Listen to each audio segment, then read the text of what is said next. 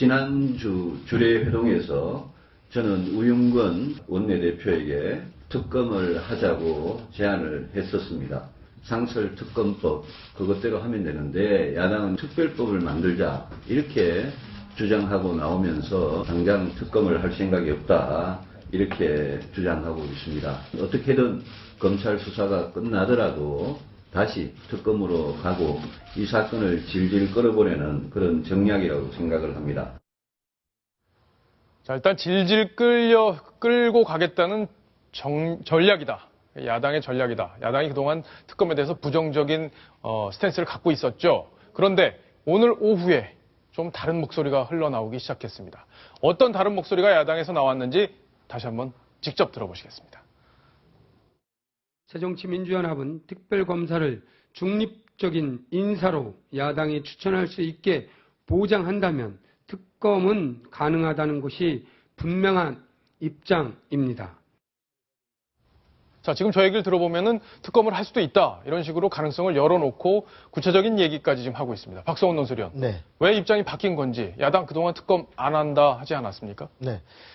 그동안 특검에 부정적이었던 것은 우선 표면적으로는 현재 그 검찰 수사가 한창 진행 중인데 예. 이 상황에서 특검으로 가자는 것은 현재 초동적인 어떤 증거 수집이나 이런 단계를 흔들기 위한 물타기다. 말하자면 친박 게이트를 흐려서 물타기 하기 위한 전술이다라는 게 표면상이었는데 실질적으로는 검찰 수사를 최대한 오래 끌고 가서 검찰 수사에 의혹이 있다라고 계속 공격하고 예. 그것이 끝나고 나면 그래서 특검을 또 해야 된다 그래서 한참 또 한 시즌을 가서 내년 총선까지 끌고 가자라는 게 원래 의도였죠. 그런데 여당에서 이걸 계속 정략적으로 계속 바로 그렇게 공격하려는 끌고 가려는 거 아니냐라고 하니까 지금 이제 그건 아니다라는 걸 보여주기 위해서 우리도 특검을 절대 안 된다는 것은 아니다. 다만 현재의 특검법이 그 중립적 인사를 보장할 수 없기 때문에 예. 어떤 좀 개선을 해야 된다. 이런 필요가 있기 때문이다. 이렇게 지금 이제 입장을 좀 바꾼 거죠. 예, 입장이 좀 달라졌는데 전우책 변호사 예. 어떻습니까? 중립적인 인사라는 얘기는 결국 특검 추천권을 자기들에게 달라는 얘기입니다. 자기들 입맛에 맞는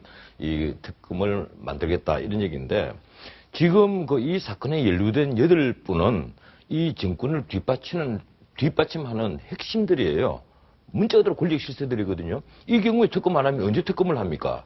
그리고 문무일 검사장이 아무리 이 신중하고 냉철하게 수사를 한다 하더라도 그리고 엄격히 수사를 한다 하더라도 국민적 의혹을 해소는 불가능합니다. 그런데 야당이 특검에 반대를 하는 것은 결국 그거예요. 이런 정치권의 부패는 고구마 줄기하고 똑같습니다. 잡아당기면 줄줄이 빠져나오거든요. 줄줄이? 예. 예. 특검이 들어서서 이 성완종 게이트가 작은 문이 아니라 문자 그대로 성완종 큰 빅 게이트가 되어버리면 결국 여당뿐 아니라 야당도 다 당하게 됩니다. 예. 그래서 그걸 염려하는 것이 아니냐 이런 생각을 합니다. 네. 어쨌든 검찰의 수사는 청와대의 지휘를 받을 수밖에 없는 현실적으로 지휘를 받을 수밖에 없는 상황이고 연루된 사람들이 친박 핵심이라고 그러는 사람들이기 때문에 특검이 필요하다. 이런 게 국민들의 또 공감대가 형성될 수 있는 그런 상황. 그걸 야당에서도 의식하고 있는 건 아닌가 싶은데 조수진 차장. 네. 여기 보면은 슈퍼 특검 얘기가 있고 미니 특검 얘기가 있는데 아마 시청자 여러분들 좀 낯설게 느껴질 것 같습니다. 정리를 좀 해주시죠. 네. 저도 참 정치부 기자를 비롯해서 20년 기자 생활하면서 슈퍼특검, 미니특검 이런 용어 있다는 거 오늘 처음 들었습니다. 사실은. 예. 이게 왜냐면요. 이 전병헌 최고위원이 바로 이번 게이트 대책위원장인데 이분의 주장은 이렇습니다. 그 상설특검법에 명시되어 있는 특검 이거는 수사팀이 별로 없기 때문에 미니특검으로 불릴 수가 있는데 이거는 반대다. 그런데 과거에 온로비 특검과 같이 별도의 한 15명 지금의 검찰 수사팀에 필적하는 인원이 꾸려진다면 그거는 추진할 수 있다. 이것도 조금 이해가 안 가고요. 또 원래 야당이 어떤 이런 게이트가 터졌을 때는 검찰 수사 못 믿겠다. 특검으로 가자. 이렇게 하는 것이 정설입니다. 그리고 또 이번에 검찰 수사 과정에서 뭐 사정기획이니 이런 논란과는 차지하더라도 검찰 수사 과정에서 성완종 회장이 사망을 했습니다. 그런데 이 검찰 수사에 대한 비판이라든지 김진태 검찰총장에 대한 책임론이라든지 이런 건 지금 전혀 나오지 않고 있고 검찰 수사를 지켜보고 특검으로 갈 수 있다는 것도 아니고 그냥 검찰 수사로 가자는 겁니다. 그렇다면 이 상식적으로 생각할 때 특검으로 간다? 그렇다면 검찰 수사 이후에 다시 재수사기 때문에 뭔가 다른 것을 파헤쳐야 된다는 어떤 일종의 강박관념을 가질 수 있는데 그렇다면 야당도 타겟이 되는 거 아니냐 이런 어떤 우려가 깔려 있다고 밖에는 생각할 수 없고요. 조금 전에 박완주 원내대변인이 브리핑도 했습니다만 이 중립적 인사로 야당이 추천할 수 있게 추천권을 달라. 이거는 거꾸로 생각하면 무엇이 대체 있길래 이것을 야당에 정략적으로 유리하게끔 가야만 받을 수 있다고 하는지. 그러니까 뭔가 겁을 내고 있다, 야당에서. 그렇습니다. 이 점을 예. 의심하지 않을 수가 없습니다. 네. 모든 것을 다 전제를 빼고 이거는 명명백백하게 어떤 정치 개혁을 위한 그 과제를 위해서라도 우리가 다 이번에 의혹을 털고 가야 된다. 이것이 바로 야당의 자세인데요. 이거하고 굉장히 다른 자세를 지금 보여주고 있습니다. 예.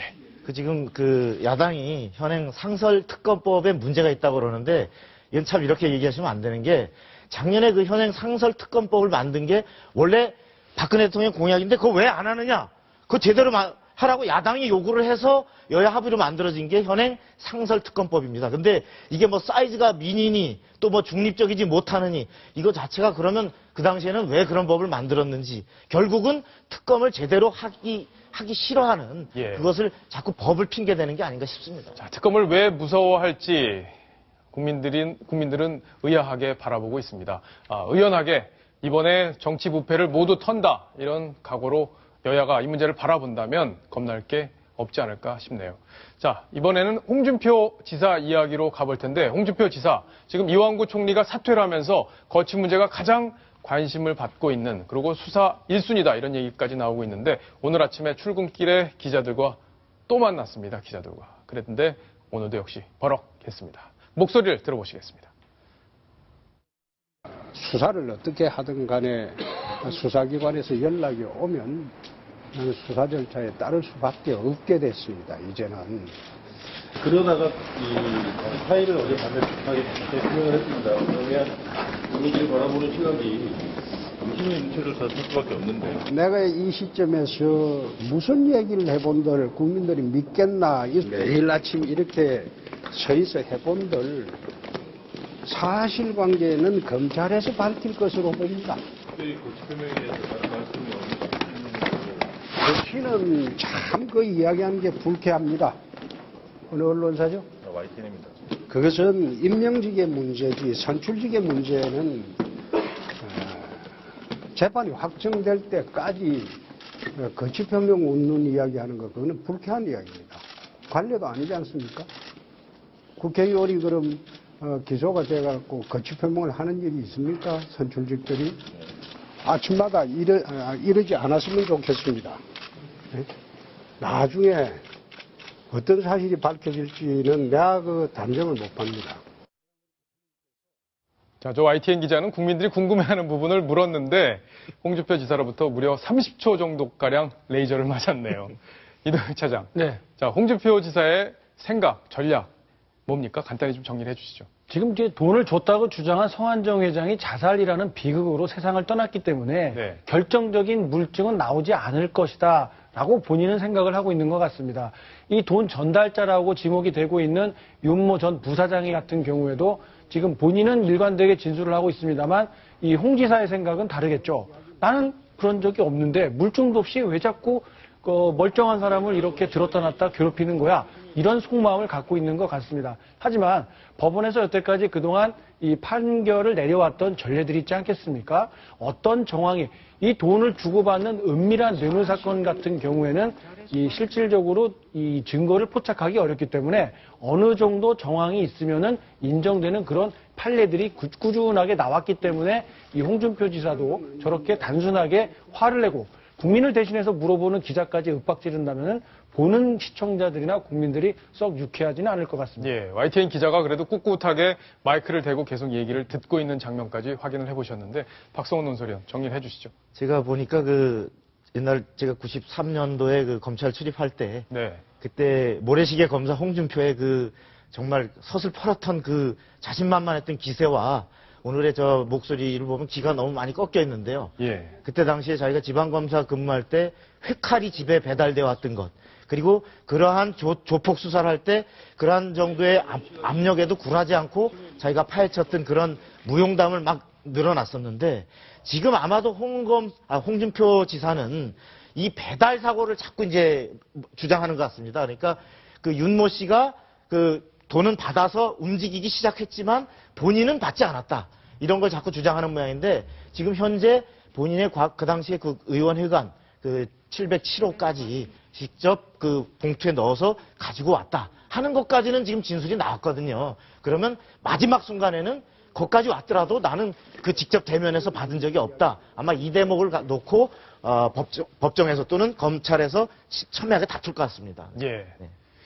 뭐 이런 2011년 6월 상황 저희가 여러 번 정리를 해드렸는데 두 분이 만나서 M호텔에서 자금 논의를 했고 결국에는 의원실에서 쇼핑백을 전달했다. 이런 지금 진술이 나와 있는 상황이고 홍준표 지사는 이게 무슨 소리냐.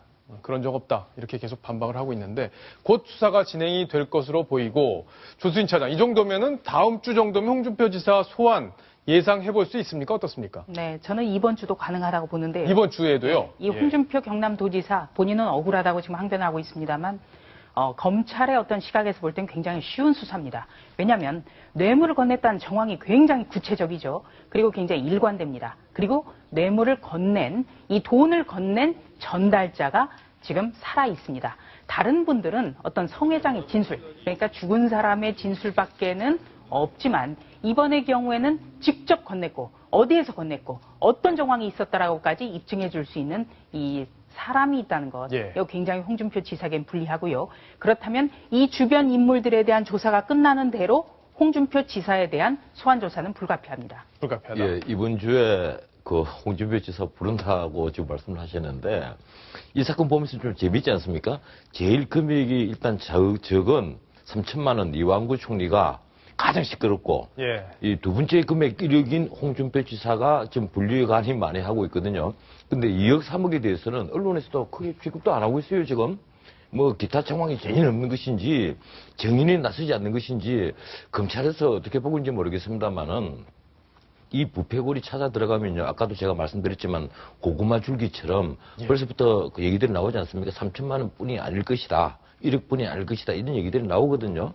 그래서 제가 보기로는 이 사건을 검찰에서 지금 성급하게 이완구 총리 부르고 홍준표 지사 부르고 해서 시작을 하느니 좀 더 세밀하게 모든 방증을 갖추어서 해야 되지 않겠느냐. 아까 말씀하신 대로 판례들을 보면 돈을 준 정황이 구체적이고 세밀해서 신빙성이 어느 정도 있고 그리고 자금을 조성한 내역이 분명하면 그건 거의 유죄 판결이 나와요. 예. 이 사건 정도면 나는 둘 다 유죄 판결이 나올 가능성이 매우 높다고 저는 생각을 합니다. 네, 저는 기자 입장에서 이제 조금 설명을 드리면요.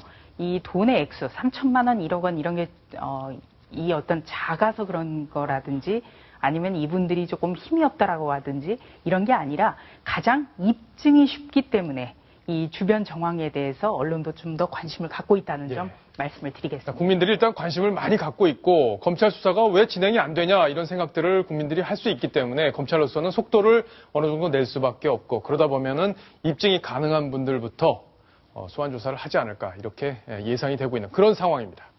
자, 이번 소식 여기까지 정리를 다 하겠습니다. 다음 소식은 태극기를 불사른 그 사람에 대한 이야기입니다. 순위 먼저 확인합니다.